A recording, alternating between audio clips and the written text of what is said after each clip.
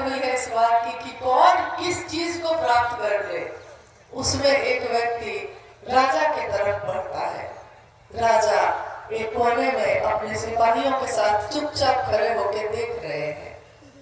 जब वो व्यक्ति राजा की तरफ बढ़ने लगा तो सिपाहियों ने रोका। राजा ने सोचा कि शायद ये मुझसे कुछ कहना चाहता है, तो उन्होंने सिपाहियों से कहा कि छोड़ दीजिए, आने दीजिए मेरे पास। वो व्यक्ति आगे बढ़ा और उसने राजा से कुछ भी कहा नहीं, बस राजा को छू दिया कि राजा मेरा हो जाए। जो दौड़ चल रही थी वो दौड़ थम गई। सारे लोग खड़े होकर देखने लगे कि इसने क्या किया। उस व्यक्ति ने कहा कि मुझको राजा चाहिए, जब राजा ही मेरा हो जाएगा तो उसकी सारी चीजें भी तो मेरी ही होंगी। देखिए, जब महादेव मेरे हो जाएंगे तो महादेव की ये दुनिया भी तो मेरी ही होगी। महादेव की दुनिया में जो कण कण में उनका नया भाव है, शीर्ष शिक्षा के कारण जो सृष्टि सृष्ट हुई, और उस कण कण में महादेव की दया सतत प्रवाहित है, वो दया भी तो मुझको ही मिलेगी। जब शिव को चाहूंगा तो दुनिया में फिर और कुछ भी नहीं चाहते हम। इसलिए शिव को चाहने की विधा साहब श्री ने बताई। कैसे चाहा जाता है? मन ही मन अपने गुरु शिव से हम दया मांगते हैं। तीनों सूत्रों में हम शिव की बात करते हैं, कहते हैं कि साहब का संदेश है ये, दीदी माँ का संदेश है ये, हम दूसरों तक पहुंचाते हैं और खुद भी शिव शिष्यता में भी तीनों सूत्रों को करते हैं। जब साहब ने शिव को गुरु बनाया था, 8 वर्षों तक किसी को कहा ही नहीं कुछ। उनको लगता था कि यहाँ भी धोखा है, यहाँ भी छल है। जब कोई एक व्यक्ति आपके जीवन में आपको कभी धोखा दे दे, होता है ऐसा कि हमारे जीवन में कभी कोई व्यक्ति धोखा दे देता है अपना बन के। पहले वो अपना बनता है, फिर वो धोखा दे देता है। तो जब धोखा दे जाता है, उसके बाद किसी दूसरे को अपना बनाने से मन बहुत डरता है, और अगर बनाते भी हैं तो मन में एक संशय का बादल घना होकर लहराता रहता है, क्या पता ये भी मेरा है कि नहीं। क्योंकि उस समय जैसे मैंने किसी को अपना माना था तो उसने धोखा दिया था, क्या पता ये भी धोखा देगा कि अपना बनेगा। तो सोचिए कि साहब के मन में क्या संशय रहा होगा, जिन्होंने 14 वर्षों तक अनेक लोगों को गुरु बनाया था और सब जगह से उनको धोखा मिला, छल मिला, छलावा मिला। तो उनका मन तो इतना जला हुआ था कि दूध से जला हुआ कोई मट्ठा भी फूक फूक के पीता है। उनका मन इतना जला हुआ था कि वो शिव को गुरु बनाकर भी संशय में थे। क्या पता महादेव भी गुरु है कि नहीं, क्या पता महादेव भी ज्ञान देंगे कि नहीं, क्या पता यहाँ भी कुछ मिलेगा कि नहीं। लेकिन गुरु ने किया कमाल, शिव ने किया कमाल। उन्होंने अपने शिष्य, शिव के शिष्य साहब हरिंदरानंद जी के मन में सचमुच में ही अनुभूत करा दिया कि मैं हूँ। और पहली बार साहब श्री ने जब वो पाटन से मधेपुरा आए 1982 में, उन्होंने लोगों से कहना शुरू कर दिया, जब पानी ग्लास में भर जाता है और पानी उसमें डाला जाए तो नीचे कैसे गिरने लगता है। जब हमारा हृदय किसी प्रेम से, किसी भाव से भर जाता है तो हम उस बात को लोगों को पहुंचाने लगते हैं, लोगों से कहने लगते हैं। उसी तरह उस दिन साहब का मन भी शिव भाव से भर गया, और जब शिव भाव से भर गया तो वो अपने मन में शिव के भाव को दूसरों तक पहुंचाने लगे। जब भाव इतना घनीभूत हो जाए, इतना घनीभूत हो जाए कि अब सिर्फ मेरे हृदय में नहीं अट पाए, तो हम दूसरों में बांटना शुरू करते हैं। मुझको खुशी मिली इतनी कि मन में ना समाए, पलक बंद कर लूं कहीं झलक ही ना जाए। यानी हम पलक बंद करने लगते हैं कि मन में जो खुशी है वो आंखों से न छलक जाए। तो साहब के मन में जो शिव को पाने की चाहत जो इतनी प्रबल हो गई थी, इतनी कि वो दूसरों से भी महादेव की बात करने लगे। हालांकि लोगों ने उनसे कहा कि हमको पता है कि शिव गुरु है, शास्त्रों में लिखा है, वेदों में लिखा है, पुराणों में लिखा है। तो चारों वेद, 18 पुराण और उपनिषद, कितने ग्रंथ, कितने साहित्य साहब ने लाइब्रेरी से मंगवाए और उन सबको पढ़ा। साहब कहते हैं कि जब मैंने पढ़ा तो मुझको लगा कि बताइए, हर जगह इतिहास से लेकर आज तक, निवर्तमान से लेकर वर्तमान काल तक सब जगह लोगों ने लिखा, सकला कल रूपाय संभवे गुरुवे नमः, तुम त्रिभुवन गुरु वेद बखाना। संभवे गुरुवे नमः से प्रदीप्त ये दुनिया शंभु को गुरु क्यों नहीं मान सकी? शिव को अपना गुरु क्यों नहीं बनाया लोगों ने? जैसा अभी अनुप्रिया कह रहे थे कि इस स्कूल में मास्टर ही मास्टर है और विद्यार्थी नहीं है, तो उस विद्यार्थी के नहीं होने के कारण गुरु का पद भी अर्थहीन हो जाता है, बेमतलब का हो जाता है।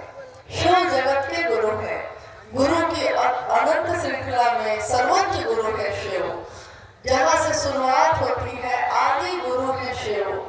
शिव के गुरु स्वरूप में बहुत सारी बातें लिखी गई, परंतु शिव का शिष्य ही कोई नहीं है, गिनती में है।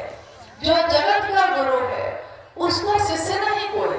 जो शरीर में गुरु है उसके लाखों शिष्य हैं।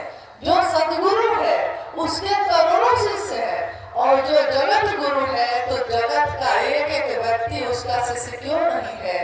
आध्यात्म में आए इस आह्लाद में अंतः प्रेरणा जगाई साहब के मन में। अंतः प्रेरणा यानी उनके अंदर में ये स्वतः प्रेरणा जगी कि मुझको जो मिला है मैं दूसरों को भी बताऊंगा। और उन्होंने दूसरों से ये बात कहनी शुरू की। माँ दीदी नीला मानन हमेशा साहब को ये कहती, आप बताइए ना लोगों को, लोग आपकी बात सुनेंगे। साहब कहते माँ को कि क्या लोग मेरी बात सुनेंगे? तो वो अक्सर ये बात कहती, लोग आपकी बात जरूर सुनेंगे। आज लोग आपके बात को मान नहीं रहे, शिव को गुरु नहीं बना रहे, लेकिन एक दिन ऐसा आएगा, एक दिन ऐसा आएगा। माँ कहती है कि एक दिन ऐसा आएगा कि देखनिहार को भी धरनिहार नहीं मिलेगा। लोग देखनिहार को धरनिहार का अर्थ मतलब समझे? ऐसी इमारत बुलंद होगी, इतनी बुलंद इमारत होगी कि आकाश तक पहुंचेगी और लोग देखते देखते गिर जाएंगे नीचे। इतने लोग होंगे, इतने शिव के शिष्य होंगे। आज जब शिष्यों की गति इतनी तेज है, इतनी प्रबल है, तो देखकर माँ की वो पंक्ति हमेशा याद आती है कि देखनिहार को धरनिहार नहीं होगा। आज गिनती नहीं की जा सकती कितने शिव के शिष्य हैं।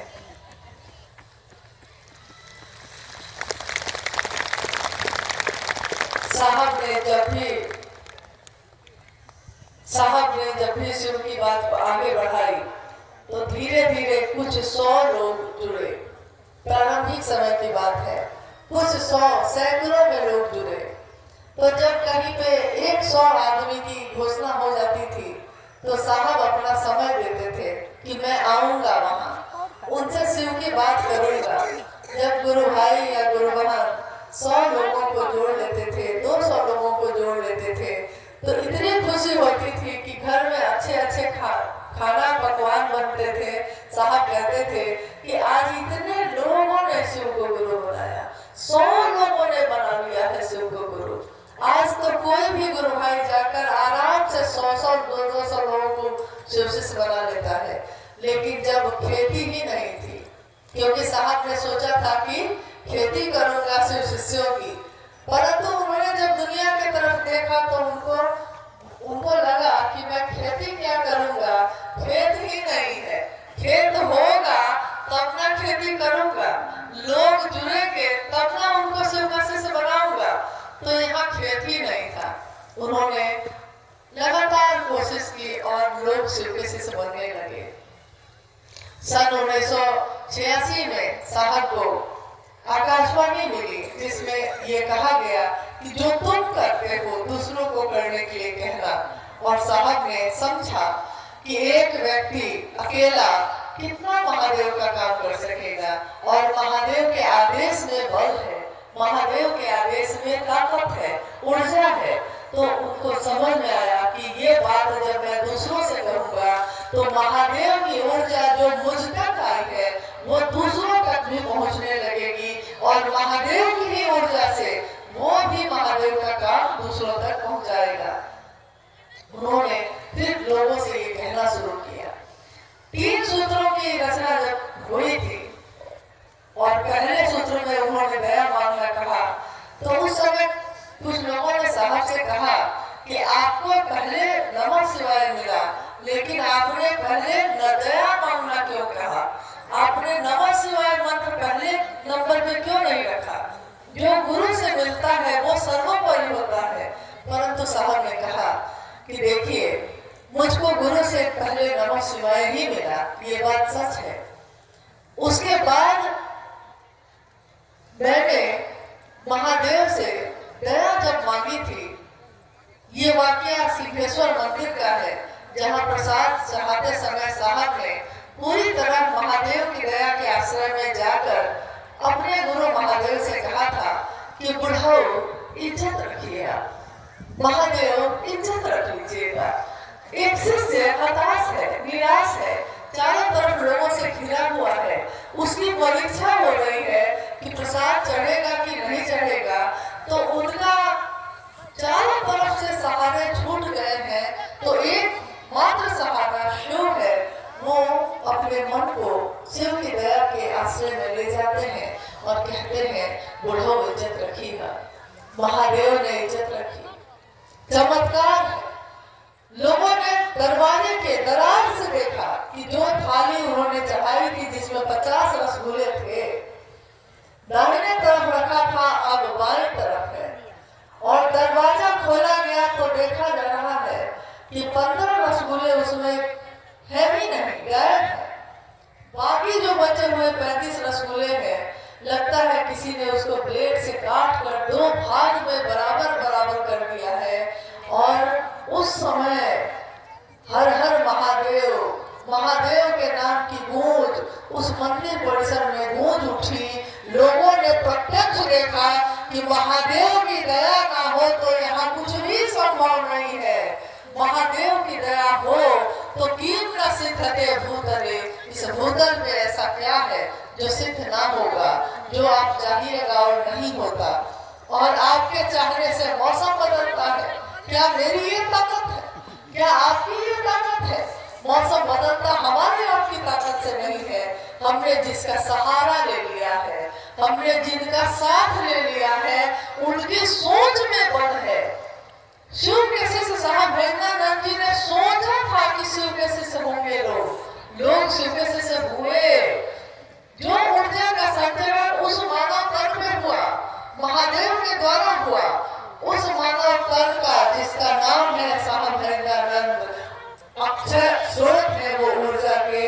वो चाहे तो दिन को रात करे, वो चाहे तो रात को दिन करे, वो चाहे तो धूप में ठंडक का एहसास करे, वो चाहे तो तपती धूप में बादल की छाया बनाए, वो चाहे तो पतझड़ को बसंत में बदल दे, और चाहे तो चारों तरफ रिमझिम बारिश कर दे।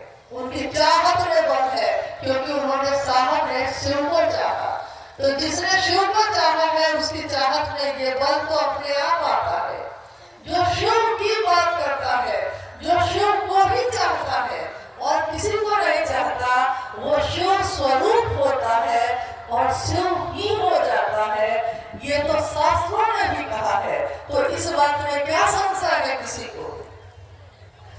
साहब ने इसीलिए पहला सूत्र बनाया दया मांगना, दूसरा सूत्र बनाया चर्चा करना, तीसरा सूत्र बनाया नमः शिवाय से प्रणाम करना, अपने गुरु शिव को प्रणाम करना। नमः शिवाय शिव का प्राण मंत्र है। नमः शिवाय एक ऐसा मंत्र है जिसको ध्वनात्मक मंत्र भी कहा जाता है, प्रणव मंत्र है। ये अर्थ ये हुआ कि ध्वनि है, ये ध्वनि का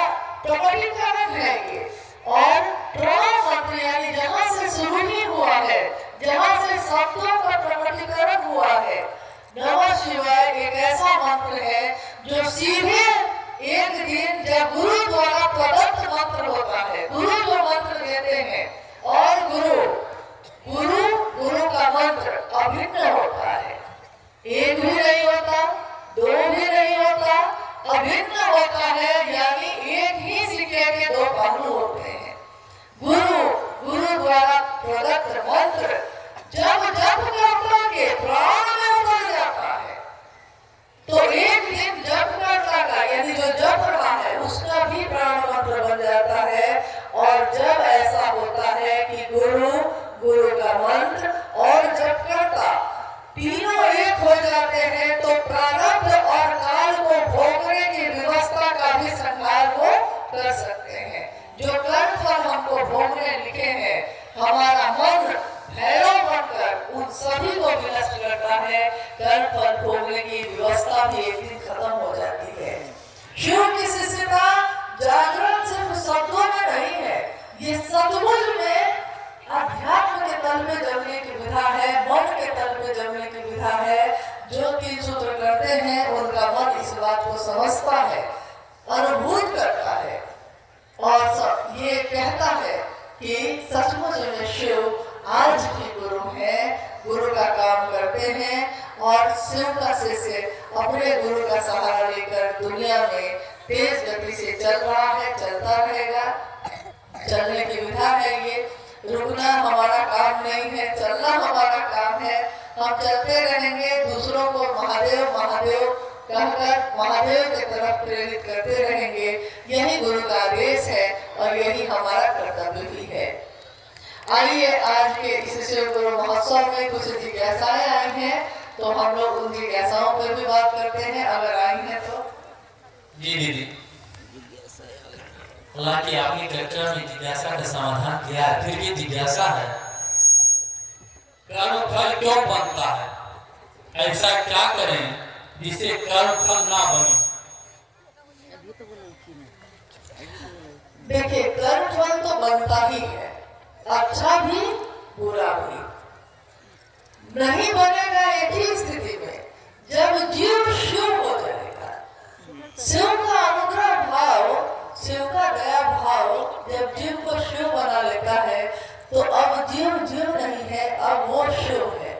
तो जब शिव है तो कर्मफल नहीं बनेगा, जब शिव से मिल गया तो कर्मफल नहीं बनेगा। परंतु अगर उसका जन्म हुआ है और जन्म हुआ है तो मृत्यु भी होगी। तो जन्म जब हम लेते हैं तो काल लागू होता है। जब भी किसी चीज का, जब कोई नई चीज बनती है, जब कोई चीज मैन्युफैक्चरिंग होती है, तैयार होती है, तो एक दिन उसका एक्सपायरी डेट भी होगा, एक दिन उसकी मौत भी होकर रहेगी। इस बीच में वो जो भी करता है या जो भी सोचता है, इसमें महत्वपूर्ण बात साहब ने कही कि कर्मफल कैसे बनता है, आपकी सोच से बनता है। आपने किसी की हत्या नहीं की है, परंतु आपने दिन रात ये सोचा है कि उसकी हत्या हो जाए, वो मर जाए, वो मरता क्यों नहीं है। आप दिन रात यही सोच रहे हैं। यहाँ धरती पे इसकी कोई सजा नहीं है, परंतु आसमान में इसकी सजा है। क्योंकि आपके मन ने जिस चीज को बार बार सोचा है, बार बार किया है, उसके अनुसार आपके कर्मफल तो बनेंगे ही बनेंगे। वो आज हमारा ये जीवन है, इससे पहले भी इस जीवात्मा का न जाने कितना जन्म हुआ होगा, उस जन्म में हमने क्या किया होगा, क्या नहीं किया होगा, उसके कर्मफल आज हमको मिलते हैं। कोई बच्चा महल में पैदा होता है, कोई बच्चा झोपड़ी में पैदा होता है, उस बच्चे ने तो अभी कुछ भी नहीं किया है। फिर आखिर किस कर्मफल के कारण उसका जन्म किसी का अमीर में और किसी का गरीब में हो गया? किस कर्मफल के कारण कोई बिल्कुल स्वस्थ होता है और कोई बीमारी पर आ जाता है? कुछ न कुछ तो किया होगा, कुछ संचित है।